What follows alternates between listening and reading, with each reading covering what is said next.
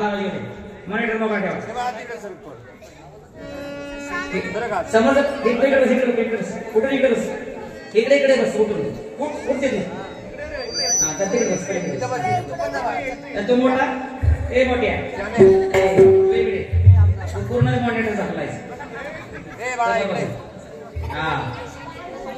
चला लवकर पुढे घर मागेदार पुढे घर मागेदार 5 खणाची खोली आत बसून मामी तुम्ही खाऊ नका पोळी सज्जन हो हे कोरोनाची पण करा करणार हे भारत म्हणजे काय दादा कोण काय अमिताभ बच्चनचं हेमा मालिनीचं माझ्या बापाचं मुळीच नाही नाहीतर माझ्यासारख्या हिरोला वाटायला पोरगा मागायची साडी नेसून मला काय चिकनेच आम्हाला हौस आहे का वेदकाला तुमच्याकडे उघडी दिसून नाचायची पण या ठिकाणी आम्ही नुसतं कीर्तन प्रवचन व्याख्यान सांगत बसलो असतो दत्त महाराजांच्या इथं कुत्र बी काय थांबलं नसतं एवढा नखरा केला म्हणा जेवढा इकरा गोळा झाला तर नुसता नखरा बघून वेळ होऊ नका ऊस डोंगा प्रसंग हे डोंगा काय भुरासी मरल्या सोबत सोंगा बघून आपली फुकारी वेळेवर घालू नका हे नाथांचं भारूड आहे भारूड म्हणजे काय भारूड म्हणजे भवरूढींचं दर्शन मी आतापर्यंत तुम्हाला अनेक पात्र करून दाखवली अनेक सोंग आणून दाखवली ही केवळ तुम्हाला मी भुलीची इंजेक्शन दिली तुम्ही रोडवर येते काम करा गो बोलू नका तुम्हाला रोडवर भूल चांगली चढली हे बघून मी आता ऑपरेशनला उभा आहे आता कोणी हल्ला तर टाका चुकला तर टाक्यात पू होईल टाक्यात मग सगळं ऑपरेशन व्यर्थ होईल ऑपरेशन व्यर्थ गेले तुम्ही सगळं सक्सेस ऑपरेशन होईपर्यंत कुणी जागा सोडायची नाही हे नाथांचा भाव एकनाथ महाराजांचा उद्देश एवढाच होता की जेणेकरून हा समाज लोकरंजनाच्या माध्यमातून मनोरंजनाच्या माध्यमातून या परमार्थिक क्षेत्राकडे कसा खेचला जाईल परमार्थिक आवड त्याला कशी निर्माण होईल या दिशा त्याला कशी मिळेल आणि तो माणूस म्हणून कसा जागा होईल याच्या करता नाथांनी रोग बघून बाहेरून रूपे औषध तयार केलं रोग आयशा द्याव्या वल्ली देणे बाधा झाली की रोग बघून औषध तयार केलं पण आम्ही औषध न घेता बाटलीच बघून खुश होतोय वरचं लेवल बघून आकर्षित होतोय आज औषध कसं आम्हाला चव कळाली नाही पण हे झटका मारणारं औषध आहे समजा तुम्हाला खोकला येतोय मग तुम्ही मेडिकल मधून औषध आणलं घरात ठेवून दिलं गायच्या लोकांनी सांगितलं तुझ्या खोकल्याचं पातळ औषध आणलेलं आहे टेबलवर बाटली ठेवली 5 वाजेपर्यंत बाटलीकडे बघत बस 5:30 पर्यंत खोकला थांबेल असं औषध घेतल्याशिवाय खोकला थांबणार नाही त्याच पद्धतीनं या खोकड्यांचा अर्थ तुम्ही लक्षात न घेता न आणता नुसती सोंग बघून निघून गेला तुमची अवस्था तशीच होईल एखाद्या गाढवाला जर पत्रावळीवर मसाले भात वांग्याची भाजी जिलेबी बुंदी लाडू सगळं वाटलं आणि पत्रावळी गाढवा पुढे मांडली गाढव काय करतं वरचं सगळं सांडतं आणि अगोदर पत्रावळी खातं ते गाढव खातं पण आपण माणसं आहोत मग आपण याचं नेमकं काय खायचंय आणि काय घ्यायचंय हे तुमचं तुम्ही ठरवायचंय चला चला चला चला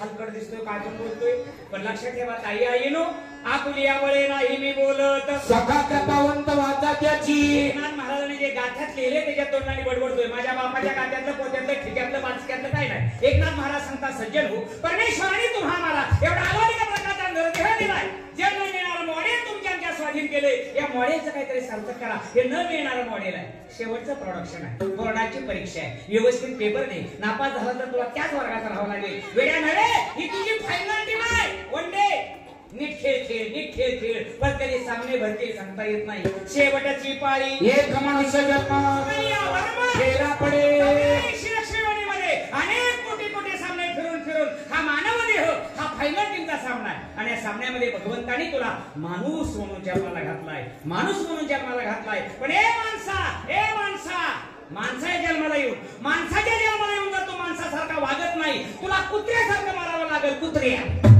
कुत्र्यासारखं मारावं लागेल जागा हो मी माणूस आहे याची जाणीव करून घे आणि माणसासारखा जगण्याचा आणि वागण्याचा प्रयत्न कर अनेक संतांनी पोट तिरकेला सांगितलं नरदेह दुर्लभ जाणारे शतवर्षाची घडणारे त्यामध्ये आहे दुःख यातना तुम्ही आठवा मधुसूदना तुम्ही वाचले म्हणा जन्म नाही रे आणि तुला म्हणे माझी बात संतांनी अनेक प्रमाण देऊन सांगितलं हे शरीर हे किती नरदेह दुर्लभ आहे, किती दुर्मिळ आहे.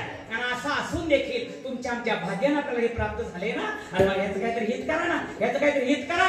पण या कलियुगामध्ये या देहाचा आपण काय हित करतोय? डे रे रे रे रे रे रे रे.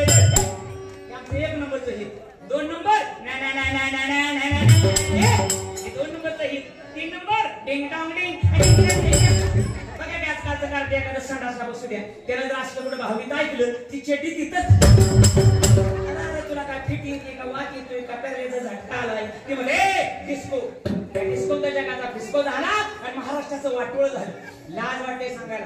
चांगल्या चांगल्या कुलवंत घरात जवान समाजामध्ये असणारी पोरं हिजड्यासारखी डॉल्बीमध्ये डीजे मध्ये नाचू लागली. जिथं नाचूच नाही तिथं ही निर्लज्ज होऊन नाचायला लागली, आणि जिथं नाचायला हवं तिथं मात्र वाजू लागली. नाच कीर्तनाचे रंगी ज्ञानदीप लावू जगी. कीर्तनामध्ये आजकालचा तरुण वर्ग आळंदी पंढरपूर सुद्धा कुठे बघायला नाही, काशी कोणतं वाचता नाही मला. रिवांडी कोण रिवांडी करून इकडे वापरणार नावे हॉस्पिटल येऊ द्या त्याला इकडं, पण नाही ना. आणि एखादं चुकून दिसतो तर बोलगा जर भासणार दिंडी थाळीपाडात टाइम पास म्हणून नाचायला लागलं, लगेच उघडं पडते नेमकं कुठल्या पिशवीतला तिकडे इकडे नाचायला लागले. ज्ञान आता करा नेमकं कुठलं आहे त्याची चुकच नाही. हे विज्ञान युग आहे. घरोघर टेप टीव्ही झाल्या, वाटे तेवढे चॅनल झाले, आई बापाण्याकडे चॅनल दाखवायचं ते 4-5 चिलीबिली असेल बघते तशी नाचते. त्यांचा काय दोष आहे का? कडू इंद्रावर पेरल्यावर जायफळ लागणं शक्य आहे का? शुद्ध बीजापोटी माझ्याकडे वराठी जर पोटी नाचायला आई कौतुकाने सांगते, बाबा बघा ना माझी गुड्डी कशी नाचते, माझी गुड्डी कशी आहे ती, या गुड्डीला लाव गुड्डा. लाज वाटते का? लाज सांगायला गुड्डी कशी नाचते. अरे संस्कारात का बोलावं आजकाल? संस्कृती बिघडत चालली, गावची संस्कृती बिघडली, राज्याची संस्कृती असली, देशाच्या संस्कृतीचं वाटोळ झालंय. आज उघड्या डोळ्याने आपण बघतो देशामध्ये काय हालचाली चालू आहे, देश कुठल्या अवस्थेमध्ये. प्रत्येक जण ऐकतोय, वाचतोय, पाहतोय, आपण तोंडाने एवढंच म्हणतोय मेरा भारत महान, गावात गावाळ हात म्हणून तर भारत ठेवलाय गहाण. अध्यक्ष नाही आम्हाला जाण काय लागतो की भारत मातेची शान. इतिहास वाचणारी इतिहास सांगणारी मंडळी परफेक्ट तयार आहे. इतिहास घडवणारा भादर म्हणजे छत्रपती शोभानंतर अजून तो जन्माला आला नाही, अजून तो जन्माला आला. आज प्रत्येक जण येतोय मी माझं एवढं गोल राऊंड मध्ये बघतोय. ह्यांना देशाचं घेणं देणं नाही, ह्यांना राज्याचं घेणं देणं नाही, ह्यांना समाजाचं घेणं देणं नाही, ह्यांना तुमचं घेणं देणं नाही. प्रत्येक जण येतो, जाहीर सभा, जाहीर थापा. बंधू आणि भगिनीनो, परिस्थिती फार गंभीर आहे. आमच्या योजना खायला आम्ही खंबीर आहे. तुम्ही असं दावा दारू पिऊन मारा. हाय तुमच्या आमच्याकडे. अरे कोण तुमच्या मी दुःख जाणतो, कोण तुमच्या आमच्या अडचणी समजून घेतो. अरे तुमच्या आमच्याकडे येणं वेळच कुठे. याच्याकरता बंधून त्या राजकारणाशी आपलं कर्तव्य नाही, राजकारण आपला विषय नाही, पण या काळाच्या ओघानं तुम्हाला सर्व समाजाला या संतांच्याच विचाराची नितांत गरज आहे. म्हणून तर हा तुमच्या ज्ञानेश्वर कॉलनीमध्ये आनंद वाटतो. दत्त महाराज साक्षात या ठिकाणी प्रगट झालेले बाबा. आता तरी सावध व्हा. तुमचं भाग्य सुखरूप म्हणून तुम्हाला हे मिळलंय.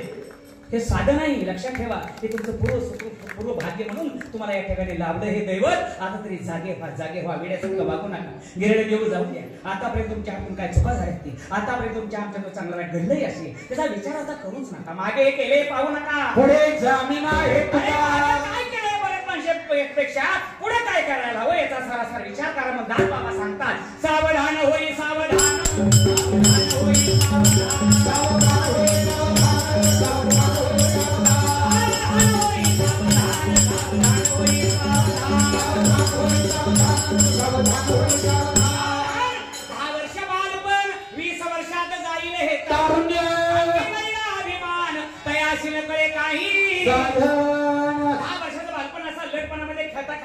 निघून जातं. मग 20 वर्षाचं नवं चैतन्य असं देहात निर्माण होतं. नवरत्न सासा करतं काय करू काय नाही इकडे सरकार तिकडे सगळे हम करू का क्या करू. एडी चप्पल मारू का कुठे मारू. नवरत्न असतं, चेंचर असतं, रस्त्यात चालत सरळ करत नाही, एसटी बस मध्ये व्यवस्थित बसत नाही, घरी नीट वागत नाही, भजन कीर्तनाला चुकून गेलं, माणसाने मांडी घालून बसून ऐकत नाही, सारखं तंगडे इकडे करू का तिकडे करू का बोवाच्या बोकांनी ठेवू.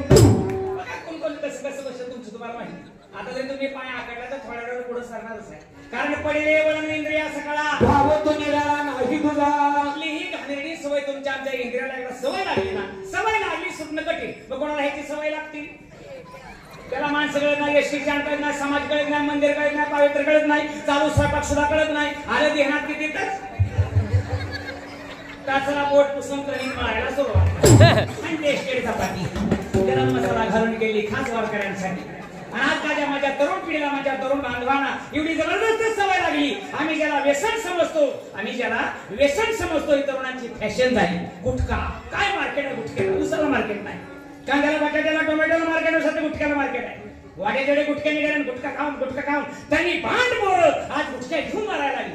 ज्या मायभूमीला, भारत देशाला या तरुण युवा शक्तीची गरज आहे. हे तरुण हे डिस्कुनानं गुटख्यानं मारायला लागलं. हे काही देशाचं भवितव्य घडवणार, तो स्वतःलाच कंट्रोल करत नाही, तो अनेकांचं आरक्षण करणार.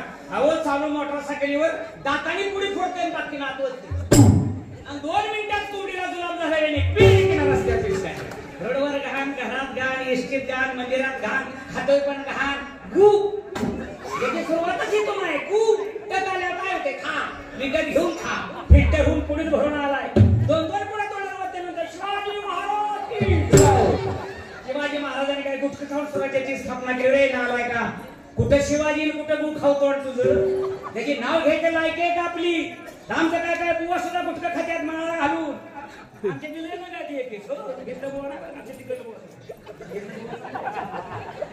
मी माऊली सोहळ्यामध्ये चालत असतो वारीमध्ये. एक गोवा असा आमच्यातला काय मोठ्या माळा धोतर धरून पान पिटायचं. अरे गोवा दे, तुझी आई काय गोव्याला गेली? नका गोवा झाला. गोवा खातो ना आलाय का? अशा बोवांना घावं तिथं उघडा करून डांबरीवर वैराणी करून चेचला पाहिजे. विठ्ठल मात्रा घ्यावी, गेले उगे पथ्य सांभाळावी. वारकरी माळकरी समाजाचा एक जबाबदार नागरिक आहे, तरी समाजामध्ये जबाबदारीनंच वागलं पाहिजे. बेजबाबदार वेळेसाठी वागता कामा नये. शालेय वातावरणामध्ये मुलं मुली देखील गुटखे मागे चढू लागली. गुटख्याचा परिणाम काय झाला माहितीये का? या गुटख्यामुळं समाजामधला 70% तरुण नपुसक होत चाललाय. नपुसक त्याला म्हणा जय हरी, जय हरी. देवाच्या वाऱ्या कर हे जेवण उतर, ते जेवण कोंबडं उतर. देव ऋषी बघतो, ज्योतिषी बघ, तिकडं पळ गुजरातला जा. अरे म्हणलं असं काय करतो? काय सांगायचं म्हणजे महाराज लग्नाला 5-6 वर्ष झाली पण पाळणा हल्ला ना. येडे मला पाक तुझा हाला लागला तर पाळणा कधी हलणार? हा गुटख्याचा परिणाम लक्षात घ्या तरुणांनो. एक देवामध्ये एक गवळणी देहाला दत्त महाराजांची शपथ घेऊन सांगतो, आता तुम्ही कोणी खाल्ला असाल ऐकणारे, आता तुम्ही कोणी गुटखा खाल्ला असाल, खात असाल, दत्त महाराजांची शपथ घेऊन सांगतो, उद्यापासून तुम्ही कोणी गुटखा खाल्ला तुमचा 7 दिवसात फटका याशिवाय राहणार नाही. 8व्या दिवशी तुमचं रेशन कार्डाचं नाव फुडलं जाईल. खाऊन मरण दिवस मोजा नाही मेला तर मी म्हणेन. दत्त महाराजांची शपथ आहे. शपथ मोडणारा या हिंदुस्थानाला नसावाच. योग्य वयामध्ये एक गवळण म्हणतो ना, यावी मी तुम्हाला खाण्याकरता पैसा पुरवत नाही बाबू, तुम्ही तुमचाच पैसा खर्च करताय. पण काय खावं, काय खावण्याचं भान ठेवा, तारतम्य ठेवा. हे परत मिळणारं भांडवल नाही, लक्षात ठेवा. दिवसेदिवस आपलं वय वाढतं. ज्यावेळेला वय वाढत असतं त्यावेळेला आयुष्य मात्र कमी होत असतं. ज्यावेळेला वय वाढतं त्यावेळेला आयुष्य कमी होत असतं. आणि वय झाले 25 वर्षातून 25 वर्षामध्ये येतो. आपल्या वडिलांना म्हणतो, दादा माझ्या बराबांच्या मित्रांची लग्न झाली, त्यांना 4-4 पिल्लं झाली, माझं लग्न कधी करणार? यंदा माझं लग्न केलं तर ठीक नाही, तर मी काहीतरी करून घेईन. बापाला वाटते कोणते कार्ट काय लपड करतोय, का जाती विवाह करतोय, का आत्महत्या करतोय, का कोणाची पळवून येते. या भीतीनं बापानं मुलाचं लग्न उरकलं. शुभमंगल लग्न झालं, शिंगार बिंगार वाजलं, 16 दिवस लोटले गेले. सत्यनारायणाची पूजा मांडली आणि 16व्याचा कार्यक्रम थाटात चाललाय.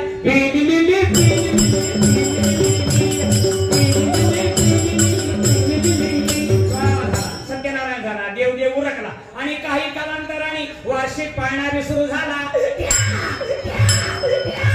रामभाव किती? 12.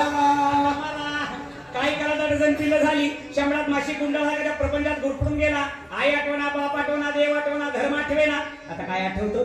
काय आठवतं? नाडबाबाई का बंगातून सांगतात, लग्नानंतर बाईलेचा झाला दास, कल्यास मातेची 9 महिने ओझे वागवून तिचा मुद्रित सेसीन आकल देशे गारुड्याचे कैसा बाईले पुढे नाचे पिता सांगत नाही तो गोष्टी दुःख वाटे तया पोटी कैसा बाईले निगोविला एका जना धडीवाया गेला. त्यामध्ये त्या आई बापाला आपण अक्षरशः लाथडतो, वृद्धाश्रम दाखवतो आणि बायकोच्या पुढे कापडून बंदी लावून जय देव जय देव जय माझे बायको जय माझे बायको तुम्ही सांगा रे भाग कराय तू जय देव जय उधे उधे तू साडी नो म्हणलं तरी तयार नाही तर कमाल खातो. घरमंत्र्याचं ऐकावंच लागतं. कारण प्रत्येक पुरुष लग्नानंतर आपल्या बायकोचा गडी असतो. बायकोनं चारडे सोडायची. हो कुठे गेलात का रे? रात्र केणाय चाणा की असं का डोळे गेले का सगळं मीच बघावं लागते की काय? आणतो ना आपण कोण आहे? गडी बाई सांगताय का तुम्हाला? आपण गडीच आहे ना. आपल्या घरात माणूस कामाला ठेवतो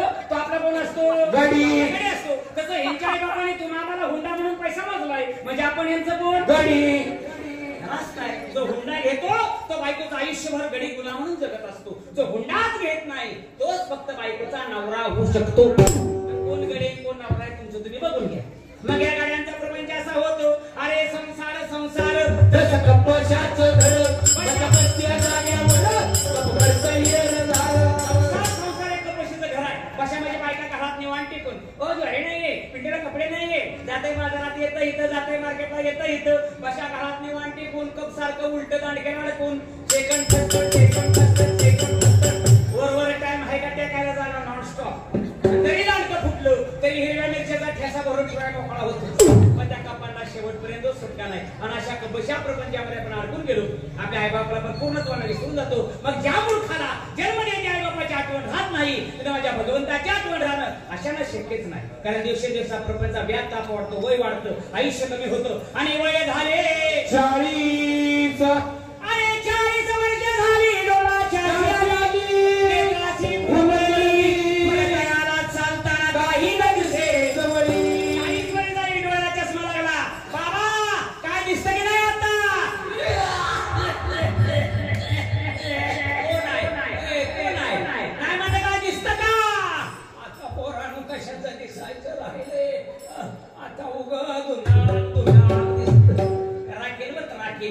म्हणजे पडदणी करणार होता जवान होता तगडा होता डोळे पावरफुल होते. डोळे कधी चांगलं पाहिलंच नाही. हे डोळे कधी गीता ज्ञानेश्वरी म्हणून वाचली नाहीस. घाणेरी माशी रात्र डोळ्या पूर्ण काढली नाही. टीव्हीचा चॅनल मोकळा ठेवला नाही. माझ्या सख्या आई बहिणीकडे त्या डोळ्यांनी नीट पाहिलं नाही. आणि आता डांबर गरम करून आतवत माझी ठळक दिसत. म्हातारी माणशी लय चॅप्टर हो. काय काय म्हातारी माणसं लय चॅप्टर. किती जरी डोळं खोल गेलं ना अजून काय काय म्हातारी टीव्ही बसून हसत नाही.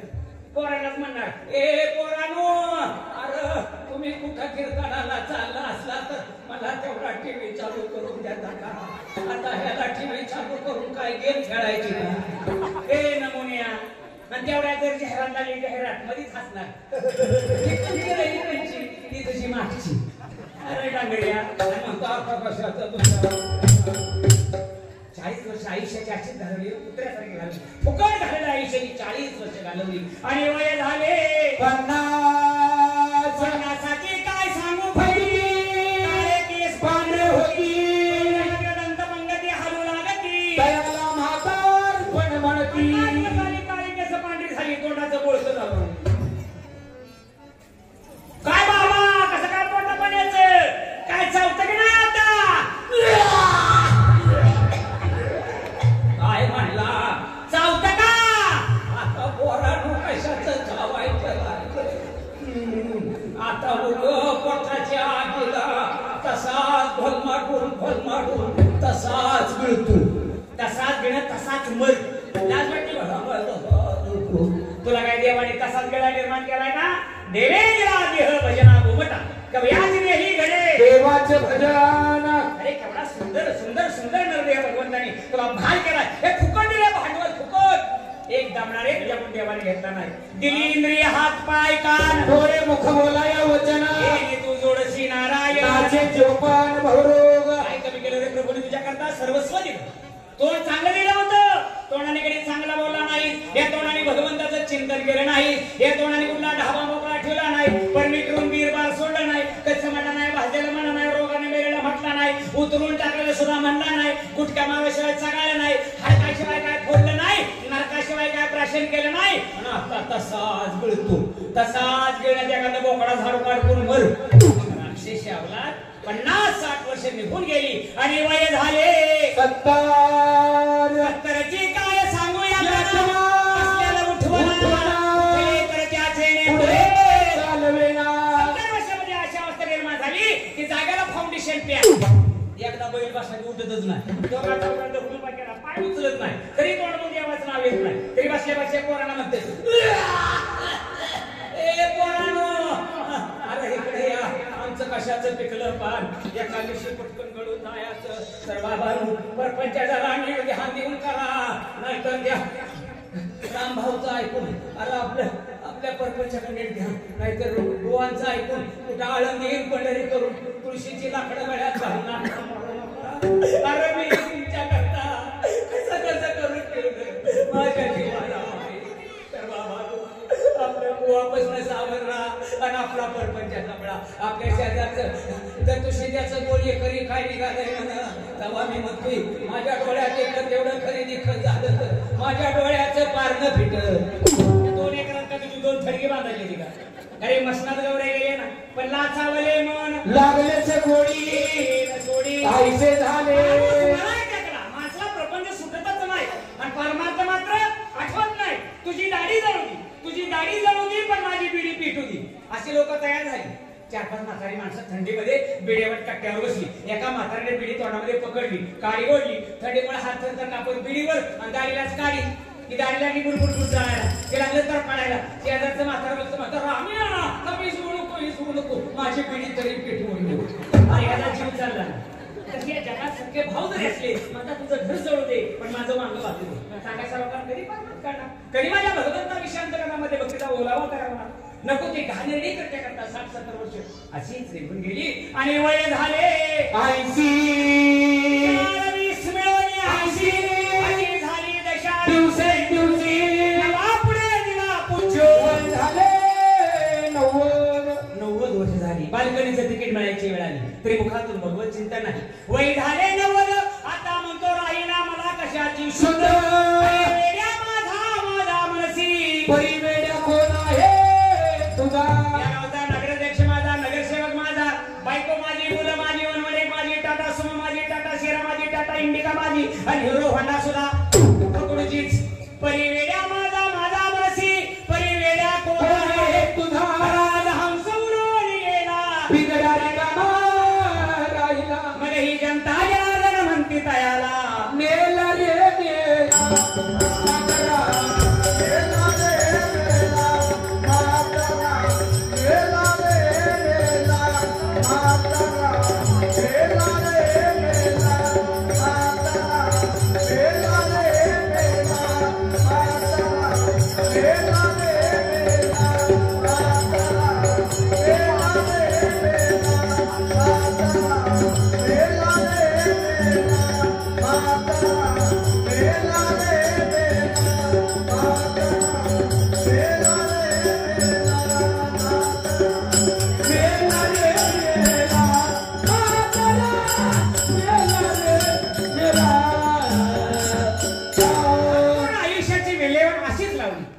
एक क्षण समाजाकरता परमार्थाकरता देहाचा वापर न करता आयुष्य वेचलं गेलं. ज्या प्रकारे सायकल पंक्चर व्हावी आपण भिंतीवर टेकवावी त्याच वेळेला हा देह देखील पंक्चर झाला भिंतीला जाणून लावतात. त्या त्यांना म्हाताऱ्या प्रेम घराच्या बाहेर भिंती लावलं. सगळे स्वयंष्ठ मित्र बायका पोर रडत आहेत, बोंबत आहेत. म्हातारा मेला रे मेला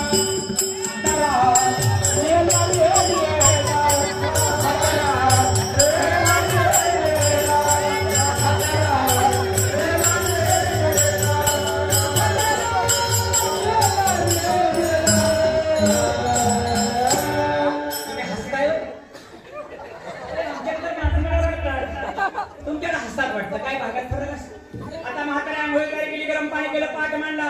म्हातारला चौघांनी घरला पळून जाईल म्हणून म्हातार धरलं, पाटावर आणलं, आंघोळ घालायला सुरुवात झाली. आंघोळ घालताना म्हातारी 4 मुलांना घेऊन रडत असते. रडत म्हातारी पोरांना सांगत असते माझ्या बाबाने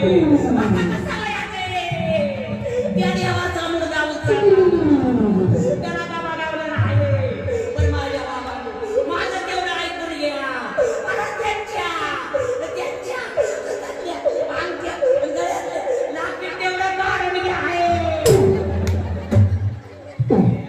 आयुष्यभर या प्रपंचाकरता मुलाबाळा करता नको त्या पद्धतीने नको त्या मार्गाने अभ्यास करून लोकांची गरज आणून गोरगरिबाच्या मुंड्या मुरगळून हे सगळं सोनं नाणं ऐश्वर्यामध्ये वेड्या. अरे काय घेऊन चाललास, किती घेऊन चाललास. सज्जन हो पण आयुष्यभर हाव कोणी संपत्ती मिळवतो केवळ दुसऱ्याच्या स्वाधीनच करण्याकरता. या प्रपंचाचे कार्य सुद्धा आपल्याला येत नाही कारण हा प्रपंच शाश्वत आहे. नाशवंत अमृषाला एक क्षणभंगूर आहे, तो शाश्वत नाही. आमचा भ्रम शाश्वत आहे. आम्ही भ्रमात आहोत, आम्ही काय मेंढीत आहोत. हे बंगला माझाच, गाडी माझीच, गजा तारावर बसून जात नाही. मग लोकांच्या खांद्यावर जाण्यापेक्षा जा ना गाडी घेऊन वर सेकंड पेट्रोल जातील. गोल टोल नाका नाही, सिग्नल नाही, ट्रॉफिक नाही, उड्डाण पूल नाही, फिरून बायको माझी पोरं त्यांना पण येणार गाडी टाकून खाली कसा ट्रॉफिक जाम करतो. हा सगळा आपला भ्रम आहे, भ्रम. आपल्याला अंगठ्या सुद्धा अंगठीवाला माणूस जर जेवणारी पंक्ती सोडला ना तू उगीच्या वर शायनिंग करतो बघा. हे भाजीवाले इकडे ना, इकडे येतो ना, इथं हे लाडूवाले इकडे भाजी कुठं असते माहित नसते पण लोकांनी अंगठी बघावी मग बोटनाच होतं पण वेळी अंगठी घालण्याचं बोट कुणी दिलं कधी विचार करायला आपण करतो का ज्या परमेश्वराने तुम्हाला हात पाय नाक डोळे कान हे दिले ओरिजिनल अलंकार आहे ओरिजिनल अलंकार हे कुणी दिले हो कधी याच्याबद्दल विचार केला कुणीच विचार करत नाही वरला काय घालतो ती मग तू माझं हाताला बोटच नसती अंगठ्या कुठं घातल्या असत्या गुडघ्यात गाडीच्या गेअर मध्ये बघा प्रत्येक बोटामध्ये स्प्रिंगा कुठे एमआयडीसी काय झालं होय इथं जॉईंट दिलाय परमेश्वराने हात बसवताना हा कोपरातला सांगाना बसवता असं सरळ ठेवलं असतं तर कसं खाल्लं असतं लोकांना चालावं लागलं असतं तुम्ही कशा मिसऱ्या घासल्या त्या मिसऱ्या काय करा डोकं चालवा आपले सगळं हात असते आपण मिसरी कशी घासली असते अहो तुम्ही तळ्यावर जात असतात तळ्यावरच आणि आपलं नाक आहे नाक हे नाक समजा उलटच लावलं असतं वर बोक करून तर सायलेन्सर मध्ये पाणी जाऊ नये म्हणून आपण किती छान दिसत असतो उलट्या नाकाचं पावसाचा एक थेंब सुद्धा नाही गेला नसता पाणी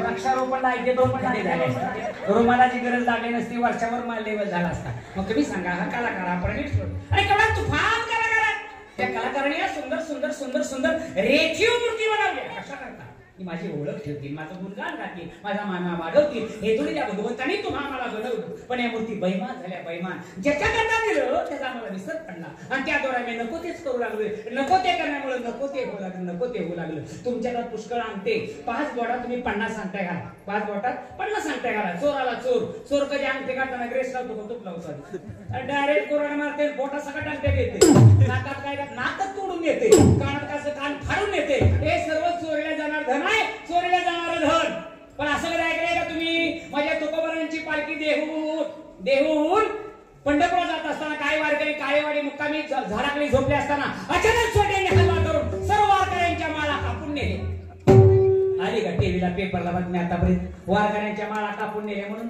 अरे दिली तरी कुणी घेणार त्या माळेच्या मला किंमतच कळत नाही काय नाही त्याला मी तुच्छ मानतो व्यवहार करतो एखादा रस्त्याने वारकरी भेटला तरी टिंगल जातो ते चेष्टा करतो त्याला लावारी समजतो पण बाबांनो हा वारकरी संप्रदाय महाराष्ट्रामध्ये जिवंत आहे वारकरी संप्रदाय महाराष्ट्रामध्ये जिवंत आहे म्हणून त्यातून महाराष्ट्र जिवंत आहे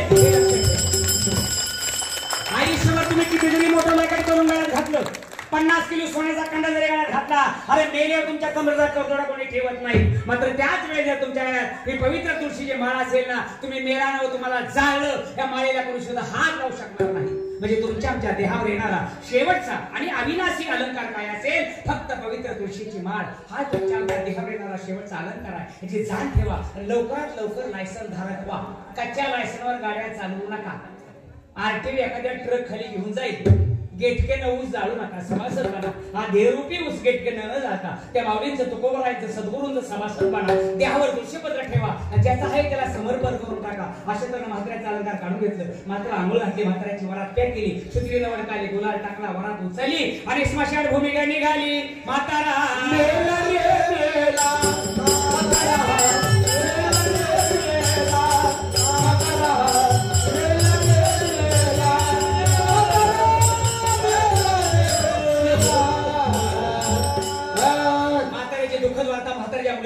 कळाले की आपल्या वडील देवाज्ञा झालं ते ऐकून त्या मुली ओरडत माहेर आल्या आणि आपल्या बापाचे स्मशान भूमिकेत चालेल पाहून मुली मोठ मोठ्याने रडू लागले आरडत ओरडत मुली बापाच्या प्रेताच्या पाठीमागे आल्या आणि त्या प्रेताला मुली पत्रानं वारा घालू लागल्या म्हातारा हवं उठलं तर उठलं पूर्वी वारा म्हणते दादव असं कसं झालंय गडबड झाली होते पप्पा या वारीने मला चांगली साडी घेतो म्हटला होता त्यांना पण 2 तोळ्याची अंगठी करतो म्हटला होता पण सगळं ठेवून कसा चालला बाबा तुमच्या वाटणीचं मला का नेलं नाही पेटी उंदराचा औषध आता म्हातारा काय सर्कस बघायला चाललाय तुझ्या वाटणीच्या मला का नेलं नाही तुला बेने किंमत न उठून जा म्हणजे तशीच नेऊ अरे जण सुखाचे दिल्या घेतल्याचे अंतकाळीचे नाही कोणी आई भाऊ बहीण मुलं बाळ बायका पोरं हे कुठपर्यंत फक्त स्मशान भूमीपर्यंत हा जो आपला बायका मुलांचा प्रपंच आहे अक्षरशः भगवंतानी जीवनाच्या मार्गावर मांडलेले एक मायावी नाटक आहे या नाटकामध्ये गुरफुडून नाच होतोय त्या दरम्यान मातेचं प्रेस स्मशानमध्ये नेलं लाकडं रचली रॉकेल होतो काडी लावली जाळ झाल्याबरोबर काडी वाजला रामभाऊ कुठलं काढा संपलं वेळ तुला जाळून मातीला वेळ मोकळी झाली. आता कोण तुझा विचार करतो? कुणीही कुणाचा विचार करायला मोकळा नाही. आणि विचार करण्यासारखं आपण काय महात्मा गांधी नाही, आपण काय छत्रपती शिवाजी महाराज नाही, आपण काय ज्ञानोबा तुकोबा नाही. आपली पुण्यतिथी जयंती मागे साजरी व्हायला आपल्या पोराने आपला दावा केला तरी पुष्कळ, एवढी आपली लायकी. ह्याच्याकरता आपण करा सोडवण संसार बंधन तोडावे. संसार सोडू नका. संसार तर तुम्ही आम्हाला केलाच पाहिजे, करायला हवा करावा. पण या संसारामध्ये ती भूमिका अशी असू द्या, संसारी असावे आसोनी नसावे, भजन करावे वेळोवेळी. त्या प्रपंचातून भगवंताला आपलंसं करून घ्या. पुन्हा तो एक देव करुणी घ्यावा विना जीवा सुख नव्हे. आपण किती मोठे शागिर्द झालो, टाटा बिर्लाचे जावाई झालो, अंबानीचे युवाई झालो, तरी सुद्धा भगवंताशिवाय पर्याय नाही. तुका म्हणे तुला सोडविना कोणी, एका चक्रपाणी वासोनिया. त्यानं हे तुम्हाला सर्वस्व दिलं, तोच परमात्मा. यातून नक्की तुम्हाला सोडल्याशिवाय राहणारच नाही. बापानो, आपण त्याला विसरू नका बरं, त्याला विसरूच नका. मग दास बाबा सांगतात, सांगून गेले गुरुदास तरी तुम्ही सोडा संसार प्रपंचाच्या सद्गुरूंची कास. भजन करा रात्रानी दिवस. आता नक्की वाटेल झालं वाटतं बाहेर चला असं म्हणून कोणी सुद्धा फाउंडेशन हलवायचं नाही. मी शिट्टी मारल्याशिवाय अजिबात कोणी लूज फाउंडेशन करायचं नाही. फार कोणाला गडबड झाली असेल आपापल्या जबाबदारीवर जाऊ शकता. रस्त्याने काही कमी जास्त झाल्यास मी मुली जबाबदार राहणार नाही. नो अपील वेळ घेत नाही. 5 मिनिटांमध्ये कार्यक्रम आटोपतोय. ज्याकडे आपण आतापर्यंत थांबलो त्याचं चिंतन होणं म्हटलं. तुका म्हणे ते भजन प्रमाण काय थोरपण जाळावे ते. आज या ठिकाणी दत्त महाराजांनी या ठिकाणी वास केलेला आहे तुमच्या ज्ञानेश्वरी कॉलनीमध्ये. तुम्ही भाग्यवान मंडळी आहात. तर या आपल्या सद्गुरूंचं भजन, दत्त दिगंबराचं भजन, त्याला हात आहे त्या हाताने टाळी वाजवा, त्याला तोंड नाही तर तोंडाने भजन म्हणा. त्याला हात नाही तोंड नाही तर नाही लाज आहे. पण हात तोंडाचं जर कोणी गैर हजेरी लावली, कुणी म्हणला नाही लाजला तर सांगायला आंधळी आलो त्याला महारोग झाल्याशिवाय राहणार नाही. दत्त महाराजांची शपथ असं घडू नये. जगात दत्त प्रभूंचं चिंतन सर्वांनी मिळून करूया. जय जय गुरुदेव दत्ता. जय जय गुरुदेव दत्ता. जय जय गुरुदेव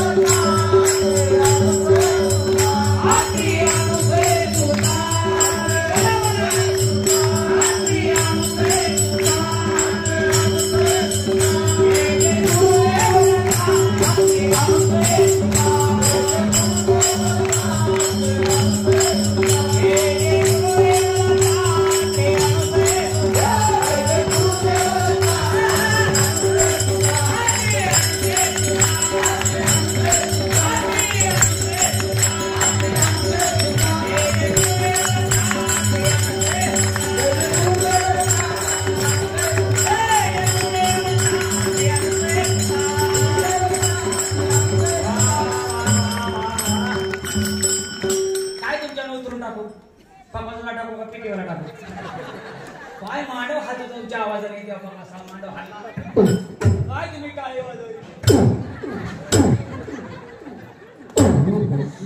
निघा ना काय निघा ना काय करू जनबुवाच्या मैत्रीला आली काय गडी तू किती बरोबर आम्ही बरोबर राहणं तुमचं सांगायचं निरीक्षण कट ते सुद्धा मीटर संकट काही पाठीमागे इकडे तिकडे बाजू लोक आहेत त्यांना म्हटलं असं घडत आहे त्याला सकाळी झाल्या कळत तुम्ही खात्री कोण बघा मी काय मोठा कीर्तनकार प्रवचनकार हरिभक्त परायण हिंदकेसरी बुवा नाही.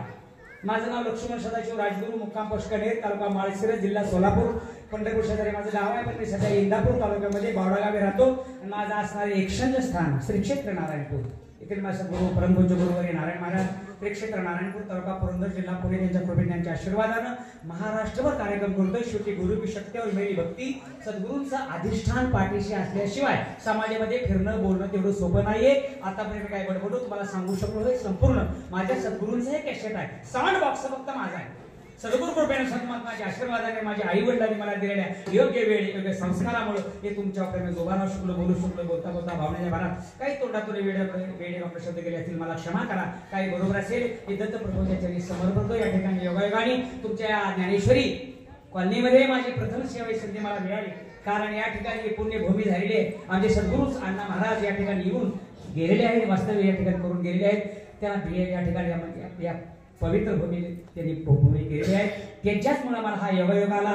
तुमचा असणारे ज्ञानेश्वरी गुरुदेव दत्त प्रसादिक असणारे जे तरुण मंडळी आहे, जे भक्त मंडळ आहे, त्यांनी हा कार्यक्रम या ठिकाणी नियोजित केला. आमचे असणारे योगेश शिंदे, त्यांचे असणारे बंधू, त्यांचे असणारे सर्वकर, त्यांच्या असणारा सेवाधारी स्टॉप, त्यांनी सर्वांनी मिळून हा मला कार्यक्रम घडवला. माझे असणारे गुरुबंधू कांबळे आहे, रासकर आहे, ही मंडळीने मला फोन केला की असा कार्यक्रम आपल्याला घ्यायचा आहे, काय हरकत नाही. म्हणलं का मी आजारी होतो, मला डॉक्टरना सांगितलं तुमच्या पेशी वाढले, तुम्हाला 3 दिवस ऍडमिट कमीत कमी व्हावं लागेल. म्हणलं तुम्ही ऍडमिट व्हा नाही, उद्या ज्याला लावतो सर आहे, तुम्हाला आज लावून घे.